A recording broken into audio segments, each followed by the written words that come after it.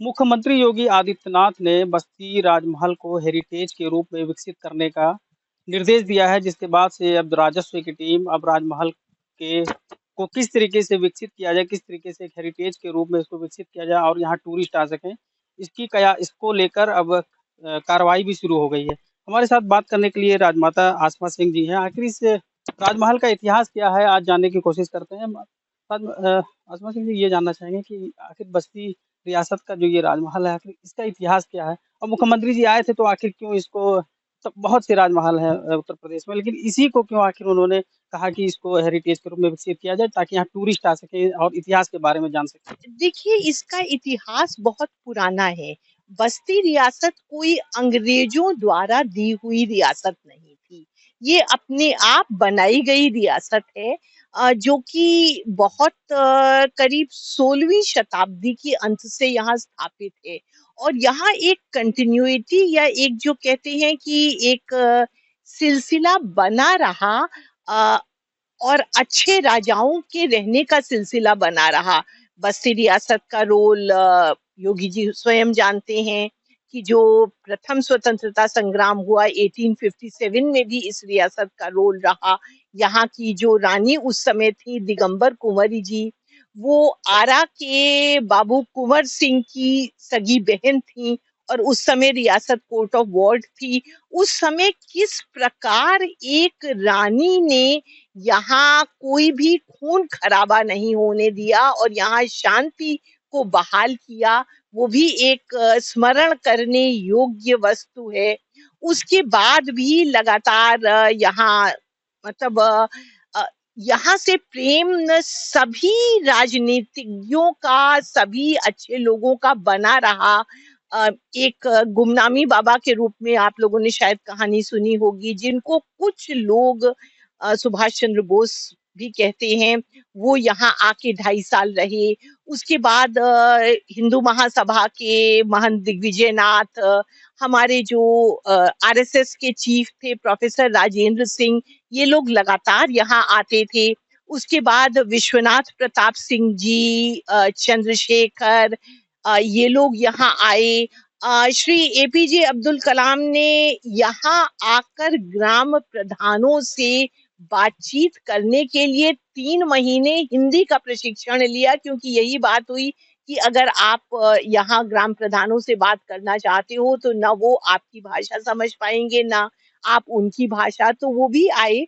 तो इस रियासत के साथ एक सकारात्मक ऊर्जा सदैव से जुड़ी रही, जिसे योगी जी यहाँ समय समय पे आते रहे और उन्होंने देखा कि यहाँ काफी सकारात्मकता है। यहाँ जो चारों तरफ बसे हुए लोग भी हैं, वो लोग किसी भी तरह से रियासत को एक नकारात्मक या एक शोषण करने वाली संस्था के रूप में नहीं दिखते। सबका एक वास्तविक लगाव है यहाँ के साथ। तो वो हर एक को अट्रैक्ट करता है कि आखिर क्यों यहाँ शाम को अगर आप लोग कभी आ जाइए, 7:30 बजे शाम की आरती होती है, उसमें आराम से हमारे जितने मुसलमान और क्रिश्चियन साथी हैं वो भी शाम की आरती में आते हैं। किसी का ये कहना नहीं होता कि हम मुसलमान हैं तो हम घंटी नहीं डुलाएंगे। तो जो एक सकारात्मक ऊर्जा इस रियासत के साथ, इस कोठी के साथ जुड़ी हुई है, उसको देखते हुए वही शायद वही ऊर्जा सब लोगों को दिखी। तो उसको देखते हुए ये था कि अगर अयोध्या और जो बुद्धिस्ट सर्किट है हमारा, यहाँ से होते हुए कुशीनगर का रास्ता है, यहीं से होते हुए लुम्बिनी का रास्ता है, बगल में मगहर है, तो अगर इसको पूरा जोड़ दिया जाए तो ये बहुत अच्छा एक मिडवे पॉइंट बन सकता है लुम्बिनी और अयोध्या के बीच में, और अयोध्या और कुशीनगर के बीच में। तो यही सब देखते हुए योगी जी को भी स्वयं लगा कि अगर इसका विकास कर लिया जाए तो ये अच्छा पर्यटक स्थल बन सकता है। आज़ादी से पहले इस महल की स्थापना हुई थी और उसके बाद से आज तक किसी ने ध्यान नहीं दिया। और योगी जी ने अगर क्या उनको ऐसा लगा, क्या आपने उनसे बात की कि उनको लगा कि इसको हेरिटेज के रूप में विकसित किया? देखिए, योगी जी के साथ मैंने कई वर्षों से काम किया है। करीब करीब जब मैं 2000 की शुरुआत से ही वो जब गोरखपुर के एमपी थे, उस समय मैं विभिन्न पदों पर थी। मैंने डीआरएम के रूप में भी नॉर्थ ईस्टर्न रेलवे के विद्युतीकरण के समय, इसके दोहरीकरण के समय, तो सब जगह एक तो उन्होंने देखा कि भाई कोई कुछ लोग हैं जिनके साथ मिलके काम किया जा सकता है। तो योगी जी ने हमेशा हमारे कार्य क्षेत्र को भी देखा और उसमें उन्होंने भी अपने सुझाव हमेशा दिए कि दोहरीकरण में ये होना चाहिए, इस स्टेशन पे रुकाव होना चाहिए, यहाँ ये होना चाहिए। तो योगी जी के साथ मेरा एक काम करते करते एक अच्छा रेपो हमेशा का बना हुआ था। शायद वही सोचते हुए और फिर इस क्षेत्र में अयोध्या के राजभवन को छोड़कर बाकी अगल बगल अगर हम हेरिटेज की दृष्टि से देखें तो शायद इतना बड़ा राजभवन और कोई नहीं है। बाकी जो राजभवन है बड़े सीमित दायरे में है। यहाँ देखा कि विस्तार भी काफी है। प्लस उसके साथ साथ यहाँ कभी ऐसी हालत नहीं हुई कि राजभवन को किसी तरह की कोई अ, आर्थिक दिक्कत या किसी तरह से जनता का यहाँ इस राजभवन के प्रति एक उल्टा सोच सोच कि ये बहुत फ्यूडलिस्टिक हैं या उनके ऊपर अत्याचार किया है। तो ऐसी सोच कभी नहीं रही। इसीलिए योगी जी की भी वो हमेशा ही बहुत प्रसन्नता पूर्वक यहाँ आते रहे और शायद इसीलिए उनकी ये धारणा भी गई कि अगर इस स्थल को विकसित किया जाए तो शायद अच्छा संदेश समाज में भी जा सकता है और इससे प्रदेश को, पर्यटन को एक अच्छी आय भी मिल सकती है। पूजा के बारे में थोड़ा-सा आपसे जानना चाहेंगे, कौन-कौन से यहाँ राजा रहे हैं और किस तरीके से रिस्पॉन्स रहा है? देखिए, राजा यहाँ एक से एक टैलेंटेड राजा रहे हैं। हम लोग जब से इतिहास करीब करीब देख रहे हैं, म्यूटिनी के समय 1857 में जो महेश शीतला बख्श सिंह यहाँ के राजा थे, उनकी एक रचना है श्रृंगार शतक, जिसको कथक के जो नृत्य के क्षेत्र में जिसको ठुमरी के रूप में माना गया और वाजिद अली शाह के जमाने में भी उन ठुमरियों पे बहुत अच्छी प्रस्तुतियां हुई। तो वो एक बहुत अच्छे कवि थे, उन्होंने कवियों को बढ़ावा दिया और काव्य को यहाँ अच्छा खासा बढ़ावा मिला। उसके बाद हमारे प्रसिद्ध राजाओं में हमारे राजा जालेश्वरी प्रताप नारायण सिंह थे। वो बहुत अच्छे घुड़सवार थे और हिंदुस्तान के सबसे अच्छे घोड़े पोस्ट इंडिपेंडेंस ईरा में 50 के दशक में सबसे अच्छे घोड़े बस्ती के हुआ करते थे, चाहे वो कलकत्ता की हॉर्स रेस हो, मद्रास की हॉर्स रेस हो या बंबई महालक्ष्मी की हॉर्स रेसेस हो। सारी हॉर्स रेसेस बस्ती के घोड़े जीतते थे और कभी कभी सोच के भी बड़ा अच्छा लगता था कि राजा साहब का घोड़ा रहता था और जॉकी फिरंगी रहता था।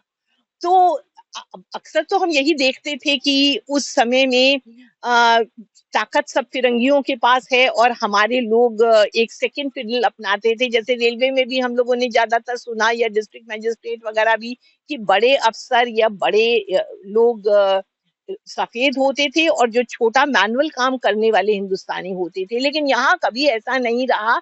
उनमें इतनी शक्ति रही कि वो फिरंगियों को भी अपने वर्कफोर्स में शामिल कर सकें। आप लोग अभी देखेंगे, आप अगर तो यहाँ 1904 की बनी हुई बिलियर्ड्स टेबल है और यहाँ हिंदुस्तान में आई गई बिलियर्ड की मेजों में से शायद सबसे पुरानी मेजों में से ये एक है कि अगर राजा साहब को आवश्यकता हुई तो उनको कभी यूरोपियन क्लब में बिलियर्ड खेलने नहीं जाना पड़ा, बल्कि यूरोपियंस ही यहाँ उनके साथ बिलियर्ड खेलने इस कोठी में आते थे। तो एक राजाओं ने कोई अत्याचार किए बिना एक ऐसा माहौल, एक ऐसा रुतबा बना के रखा कि कभी भी छोटे बड़ों को यहाँ आने में संकोच नहीं हुआ। और यहाँ के दरवाजे भी आप लोग अगर बस्ती के लोकल हैं तो जानते ही होंगे कि हर समय खुले रहते हैं। कोई भी व्यक्ति, कोई भी आदमी यहाँ आराम से आ सकता है। उसके बाद मेरे पति थे लक्ष्मेश्वर सिंह जी, वो प्रयाग विश्वविद्यालय से उन्होंने पढ़ाई की थी और अपने समय में वो बास्केटबॉल के बड़े अच्छे खिलाड़ी रहे और उन्होंने आके सीधे एक खेती और किसानी में भी एक बस्ती के लिए नया युग प्रारंभ कर दिया। मतलब लोगों को आश्चर्य होता था कि ये राजघराने के लड़के हैं, क्योंकि जिस तरह से वो 16-16 घंटे लगातार बिना रुके ट्रैक्टर के ऊपर चलते थे, खुद स्वयं ट्रैक्टर चलाते थे, या जिस तरह से वो अपनी पैंट ऊपर करके गड्ढे खोद के पेड़ लगाते थे, उतनी मेहनत की क्षमता यहाँ के चौधरी लोग सबसे अच्छे कृषक कहलाते हैं, लेकिन उतनी मेहनत की क्षमता शायद यहाँ के चौधरियों में भी नहीं थी। और सब इस बात के कायल थे कि हाँ भाई, ये राज परिवार राजा होने के साथ साथ पूरी तरह से जमीन से जुड़ा हुआ है, और किसी भी तरह से किसी काम को करने में उसे शर्म नहीं है। शायद योगी जी को भी यही बात अच्छी लगी कि देखिए, मैं अगर पैसे की दृष्टि से देखा जाए तो शायद कोई ऐसी आवश्यकता नहीं थी, लेकिन मैंने भी पूरे 40 वर्ष रेल सेवा की, और मेहनत में कोई नहीं कह सकता कि किसी तरह की कमी हुई। तो उन्होंने शायद यही सब चीजें देखी और सोचा कि हाँ, अगर जैसे कहते हैं ना कि यहाँ अगर हम हाथ डालें तो हमें सफलता मिलने की आशा कहीं ज्यादा है, बल्कि कहीं और हाथ डालने की। तो उनको ये दिखाई दिया, तो इसके लिए हम लोग तो बस उनको और ईश्वर दोनों को धन्यवाद दे सकते हैं।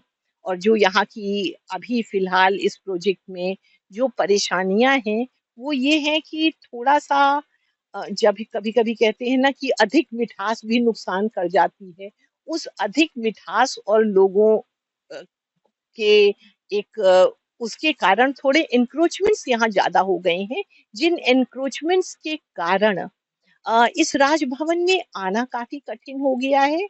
और राजभवन के चारों तरफ एक गंदगी भी काफी हो गई है, जिसमें कि जब तक प्रशासन साथ नहीं देगा, अब इस स्थिति में हमारे बूते का नहीं है कि हम वहां हाथ डाल सकें।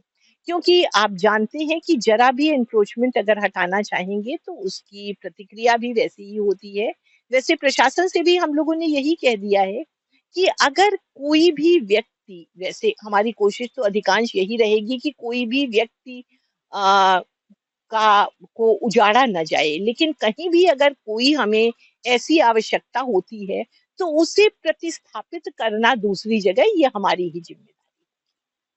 अच्छा, इस टूरिस्ट को रूप में इसको विकसित करने के लिए क्या-क्या प्रशासन कर रहा है? क्या आपसे बात हुई है? क्या यहाँ पर नया देखने को देखिए, प्रशासन सबसे पहले आप लोग चारों तरफ देख लीजिए, यहाँ तालाब हैं। सबसे पहले वो लोग यही नपाई कर रहे हैं कि कितनी जमीन तालाब की थी, और करीब करीब उन्होंने यह पाया है कि तालाब जो है उसके ऊपर एंक्रोचमेंट अभी फिलहाल नहीं हुआ है। तो तालाब जितना है, तालाब के दूसरी तरफ फिर बंजर भूमि है। उस बंजर भूमि पे काफी कुछ एंक्रोचमेंट हो गया है, लेकिन उसको वो प्रशासन भी ये देखने की कोशिश कर रहा है कि कैसे उसको हम आगे न बढ़ने दें। और उनसे यही बात हुई है कि जहाँ जो भी बंजर भूमि है, उसका अगर उसमें एक हरित पट्टी विकसित करने का दायित्व हमारा वन विभाग ले ले तो बहुत अच्छा है।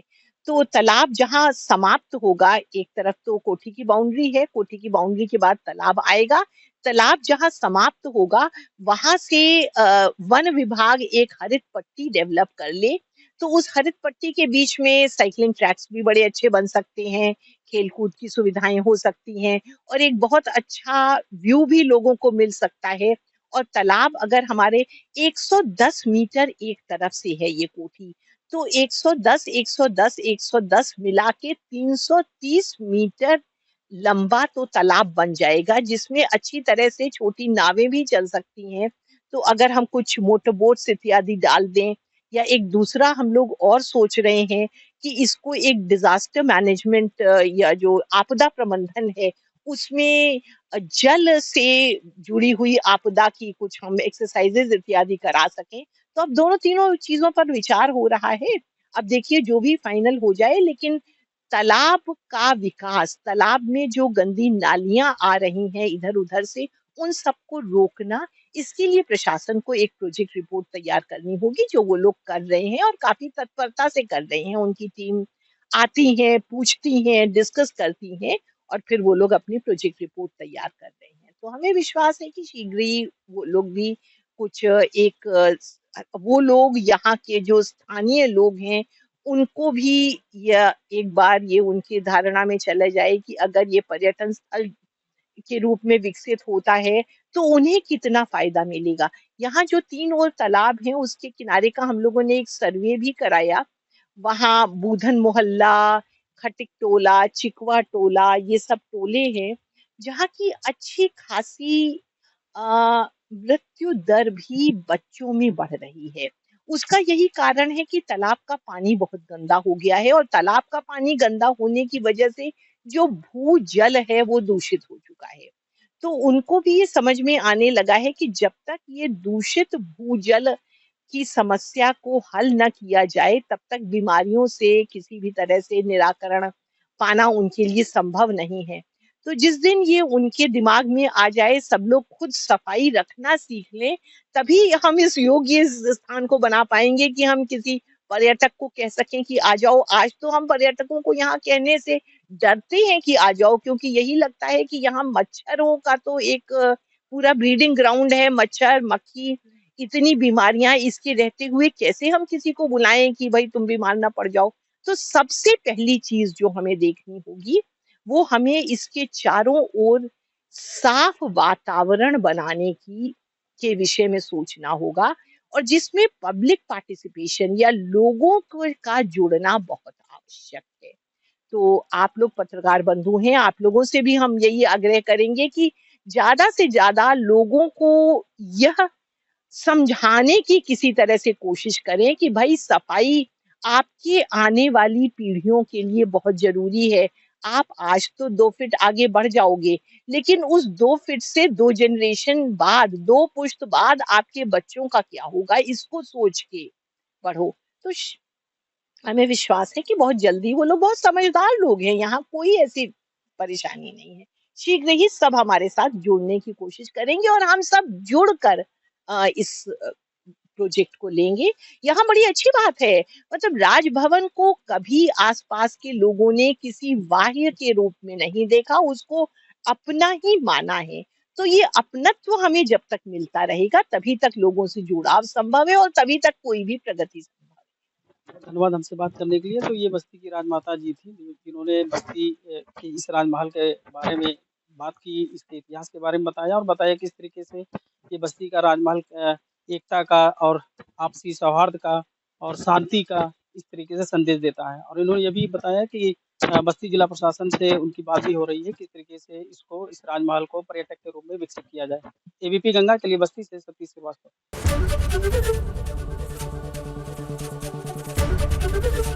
एबीपी गंगा, खबर आपकी, जुबान आपकी।